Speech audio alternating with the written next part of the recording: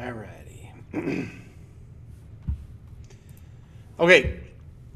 So moving on from that one, we finished lesson number 2. I'm going to start lesson number 3 at the beginning. And I started off by talking about syntax. We talked about that last year as well when we learned about Python.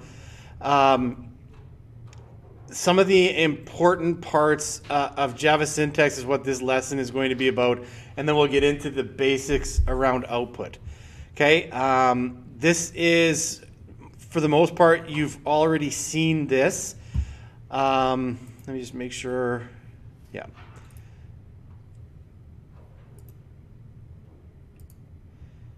So our first example of output, and for the most part, the first time you use output in a language, you should say hello world. Typically, that's what people say. So obviously, I didn't say that because I have to be different. But this is a basic output statement. This is a basic print statement, and I talked to you lots when you were in 20 about how much different Python is from Java. In Python, we just say print and then put what we want to print in brackets. The print statement in Java is much different because referring to different classes and pulling in different methods and doing different things. This is what that statement looks like right here. System.out.print. You don't need this ln. I'm going to explain what that is as we go. Okay. All of this stuff I've covered already. This is the name of the class. This is our main method. This is a comment, the auto-generated comment when you create a new class. This is our output statement right here. Okay. And that's how we would get something printed. So I have to, and I'm going to talk about braces in a sec, but in between the braces of the main, I'm going to write system.out.print, except for don't use a comma. And then inside my brackets, I'm going to say Miller comp Ascii, or I could say hello world, or I could say whatever. Okay. From there, when I run my program, and my run button is going to be up here. When I run my program, I get my output. Okay, just basic. That's the first and easiest example of output that we're going to have. We're obviously going to get that more advanced within the next few assignments that we work on. Okay, from there, the rule number 1 is our braces. Now, this is the interesting part of Java. When we talked about Python, everything in Python was based on your indents. You had to indent properly, or you'd get syntax errors in Python. There is no rules specifically related to indenting in Java. If we wanted to, we could put every single piece of this program, we could put it up here on the same line. As long as our braces, our curly braces, were in the right spot, the program will function. Okay, and this is also my issue I have with the AP exam when you write it. Because when you write the AP exam, if you have the brace in the wrong spot, but you indent properly, they give you full marks on a question, which is backwards. If you're actually testing somebody on Java, you should be testing them on where their braces are. But it's much harder for a human being to mark that assignment by looking for braces, so they make it about the indents. Make sure you indent properly because it's easier for the examiner or whoever's marking the exam to find those indents. So that's where I dislike that AP exam. When you look at the curly braces I have right now, you remember this is my terminology, and sometimes my terminology is not necessarily right because I taught myself this. So I just tell you the things that I call things in my head. This is a curly brace. This is a brace. This is a bracket. Okay? That's what I call those things. So when I call you those things, that's what I'm referring to. If you move on and somebody else says that's not what you're supposed to call that, just chalk it up to Baron being a moron. I'm okay with that. You can even come back and tell me, hey, you're a moron. This is what we call that now. And I'll say, okay, cool. All right. That's just what I call it. So these curly braces, which we barely used in Python, they are integral to a Java program. And the good thing about the good thing about Eclipse is when we are selected or have our cursor next to a curly brace, it tells us where the corresponding brace is. Okay, so you can see I'm next to this brace, and it's showing the end brace as here. All right, that's my total program. That's all of it. The entire class is going to be in between these two braces. Now, everything for my main is going to be between these two braces. And here's where I have a bit of formatting that I use when I write programs that I would recommend you use as well, because I find it a little bit more aesthetically pleasing and a little bit easier to understand what's happening and where. When you introduce anything that needs braces, whenever you're trying to create a new method or a constructor or whatever it is that needs those braces, those curly braces, it's going to put them on the same line as the initial statement. Okay, so here's my method. It puts the first brace on that line. I don't like that because it's not uniform. And I know this is irrelevant and it's simply a formatting thing. I like to put my brace there. Same thing with this one. I like to put my brace there. Now I can see the space in between. And it doesn't change anything about this method. All it does is put those braces at the same point. And this will also help you when you have to go and write that AP exam, if you choose to do that, because this is more what they're looking for in that AP exam, is this kind of formatting. Now, it is irrelevant in terms of syntax. It is simply a human being's opinion and what looks better to us. So anytime I am working with curly braces, I put them in that format. Okay? And those are key. And you'll start to see, you'll get to points where you get errors and you know it's a curly brace, so you get next to each of them and see which one doesn't belong. And the one that never was highlighted is this one, so I know that that one is the one that's causing me the issue. Okay? Those are curly braces, and they are critical. There's a few other syntax rules in here. In Java, all program statements are terminated with a semicolon. Okay? This is the opposite of the colon that we used in Python. Like in your for statements in Python, when you used a loop, you would put a colon at the end, and that colon meant whatever happens on the next line is related to this line. Okay, so when you had an if-then statement, it was if, and then you'd have a colon at the end, and whatever action you want to take it out in the positive was always after that colon. So when you saw a colon in Python, you knew something else is coming. When you see a semicolon in Java, which you will see lots of them, it means that that's the end. There's nothing more coming. That's the end of this statement. That's the terminated point of this statement. So for this print statement that we have here, it won't work without a semicolon.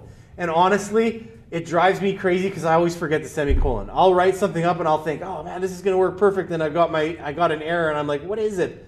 Oh, stupid semicolon, I forgot it. Okay?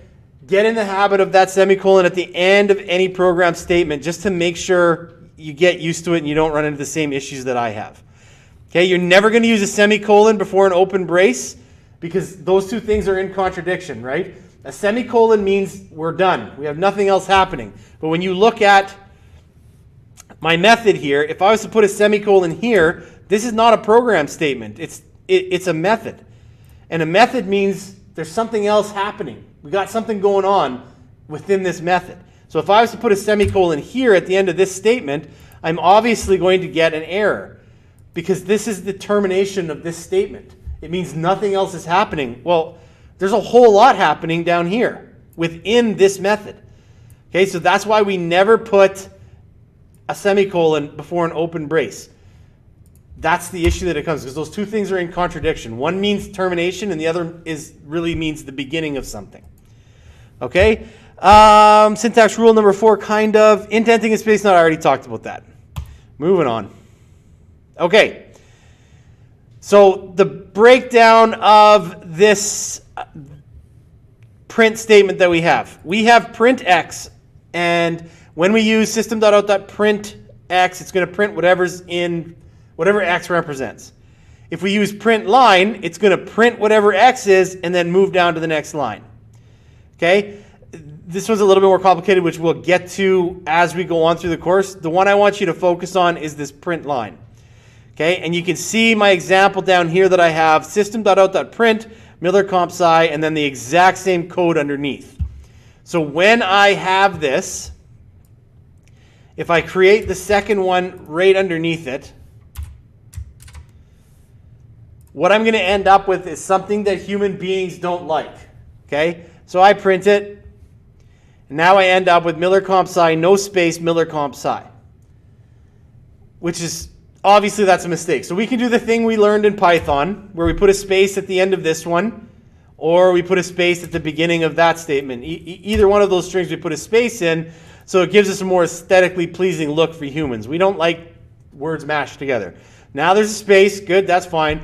But what if you only wanted to say this once on this line and you wanted it on the next line? We changed this one to print line, and this is a funny story. When I first started using Java, I was reading it from some notes that somebody had gave me, and I kept putting an I in here. I thought it was a capital I. I thought it was print in, not print line, and I couldn't print anything. I was very defeated because I was at the very beginning of trying to understand Java, and it was Mr. Grassam that had given me this stuff. So I called Mr. Grassam and I said, "Hey, what's the deal? I can't get anything to work." And he goes, "It's not an I, moron. It's an L." He didn't call me a moron, but the story's better if I say it that way. Okay, so it's print ln, which stands for print line, which means it's going to print whatever it's being asked to print, and then it's going to move the cursor down to the next line. That doesn't mean it's printing everything on a different line. It depends where you put the print line. Okay, if I put the print line on this one, nothing's going to happen. It's going to give us the exact same thing because it prints this one, and then it immediately prints this one, and then moves the cursor down to the next line. Now, if anything else comes in down here, it'll print that on a new line because it's moved the cursor down. Okay, so I get the first two, and then I get the next one on the next line because of this one. Now, for my own sanity, I always just automatically I use print ln. I never just go print. If I want two things to print on the same line, then I take the ln off. But honestly, more often than not, I want that stuff on the next line. Okay? That's the example here. And this is me going through that example that I just did. There it is there. Okay, escape sequences. If you put within your string /t/n/r/b, different things will happen. Okay? And I'm not going to demonstrate all of them, but for example, if we put a /t in here, right up there it tells you /t is going to use, it's going to tab over 5 spaces if you put /t in there. Okay, so if we want to try that, let's erase these other two. And I'm going to put /t in there. When I print it, I now have it's just one tab, but it's whatever 5 spaces or 1 tab is. I now have that space in there for whatever reason you would want to have that in there. Okay, it's just an option of how you can use it. N will move it down to the next line. R puts it down on the next line, output line, and B, it says it uses to backspace one place, but it just leaves a blank square on it. So I'm not 100% understanding that one. So this is the B. Okay, so the N and the R puts it down to the next line, and then the B puts this space in there with the box in it. So I'm not 100% sure why you would ever want that, but that's an escape sequence that you can use. All right? Now here's some other ones. If you actually wanted a slash in your string, there's ways you have to do that. Okay? So if you want to print out a single slash, you have to use 2 of them. And using a slash exclamation point is an exclamation point that doesn't terminate your string or start a string. You know, a string has to be inside quotation marks. If you actually wanted a quotation mark in your output, this is how you would do it. And I'm not going to demonstrate all of these. I'm sure you can go through all of them.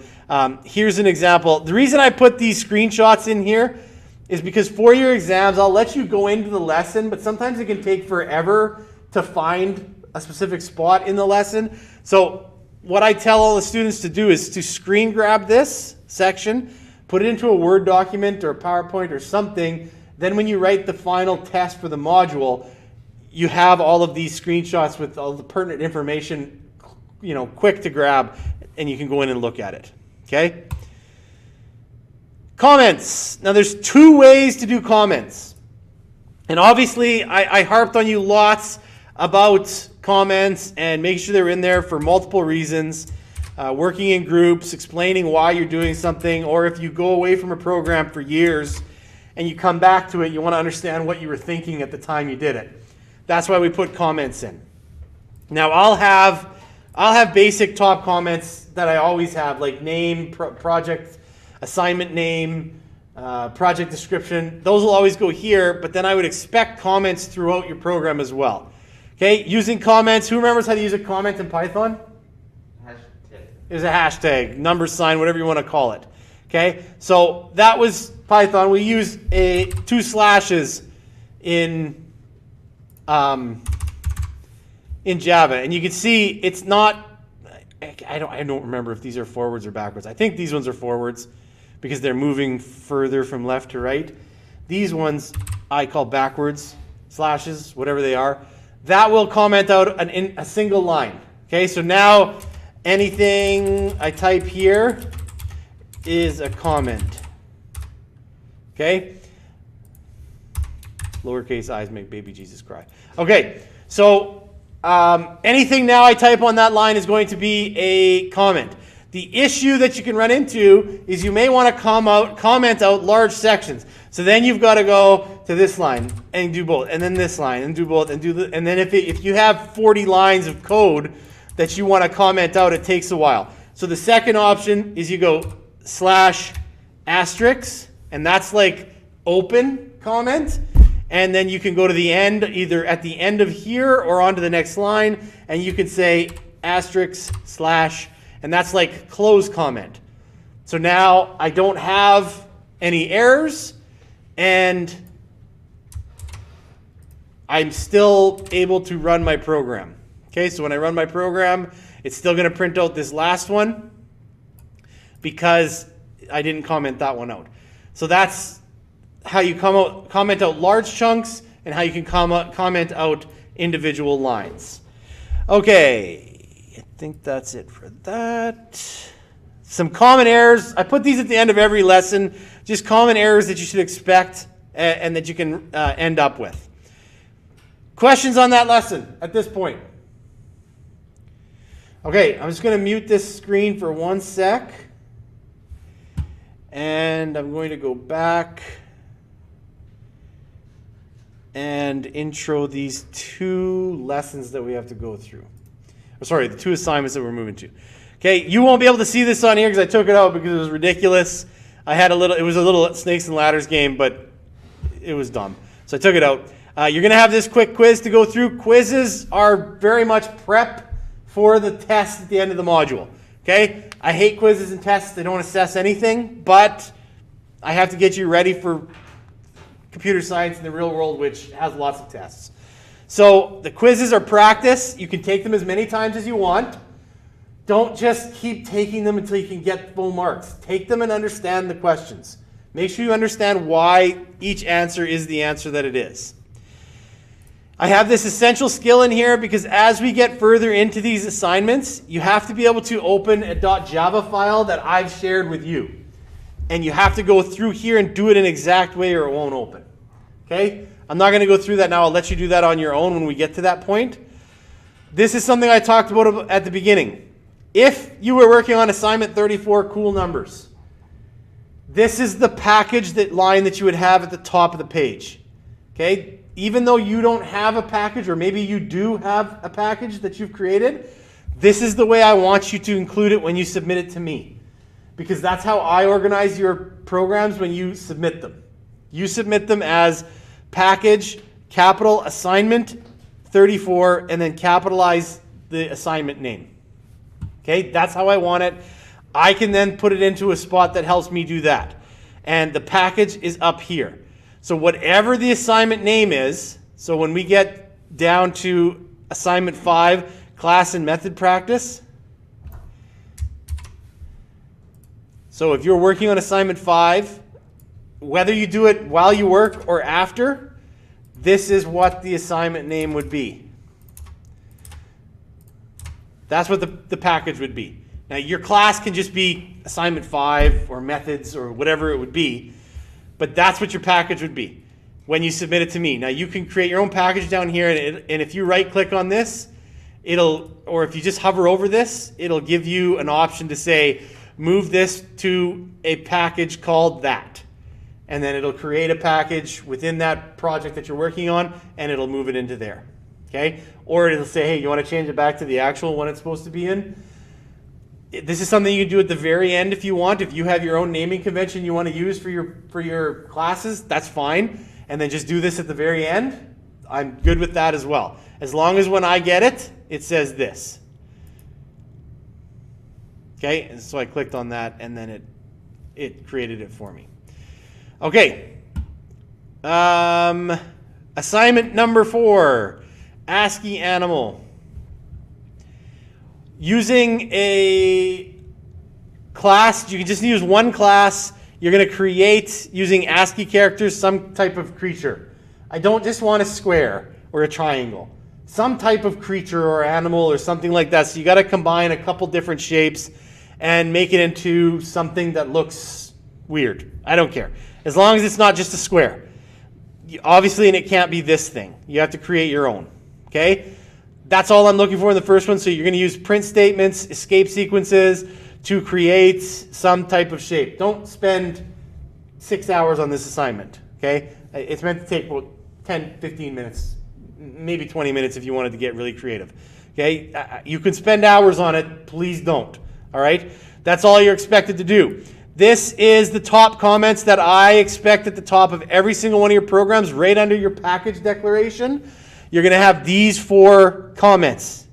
All right? You fill out this stuff. Okay? After that, you're going to have comments throughout still. Now, this program is going to be very basic, so you would probably only have a comment down inside the main that says, here's my creature, or the name of my creature is creature, whatever it is. That's probably the only other comment you're going to have in this assignment. Okay? Make sense? Okay. Going back, because we have one more assignment that we're going to go to.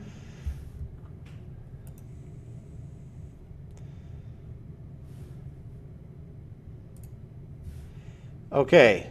Assignment 5. In assignment 5, you are going to create a class with your main method, and you're going to have it do something. All right? And what I want it to do is I want you to recreate the class I created in my sample in lesson 2. So that's that video that I said you could watch on your own. I want you to watch that video, recreate that class exactly the same as I created it. That's all I'm looking for. It shouldn't take you too long. Again, maybe 10 minutes to watch the video and create your own. Okay? Remember, when you submit it, you have to have the package name as the assignment name. Okay? Good? Questions on that one? All right. From here, I'm thinking you could probably have most of this done by, by Monday. So looking at where people are in the class, I would assume I'd be able to move on to the next lesson, which is lesson 4, variables, by halfway through Monday's class. I'm thinking that the rest of this class today and half of Monday's class will get you through those 2 assignments and get you caught up. But I'll reevaluate that on Monday and we'll see where we are. Okay, so for anybody following at home, same thing. I'm expecting to probably move on halfway through Monday's class. So that's an expectation for you as well for these assignments to be completed. Any questions at all?